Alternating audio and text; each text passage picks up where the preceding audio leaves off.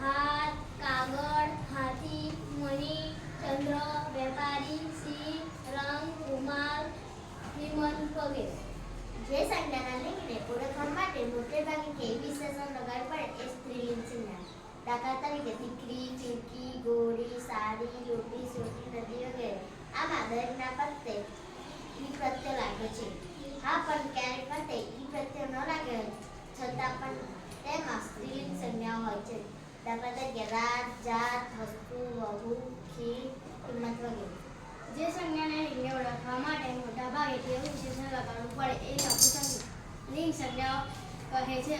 દાખલા તરીકે મરચું, છોકરું, જાંબુ, લીંબુ, કૂતરું, બહારનું, જળનું, પછેરું, ગરુડિયું વગેરે. અહીં દરેકને છેડે ઉ પ્રયત્ન લાગ્યો છે. હા, પણ ક્યારેક ઉ પ્રયત્ન ન લાગે છતાંય તે સંજ્ઞા નપુંસક લિંગ હોય છે. દાખલા તરીકે શહેર, તેજ, સાપુતારા, પાણી, નાક, વાદળ, લોહી વગેરે.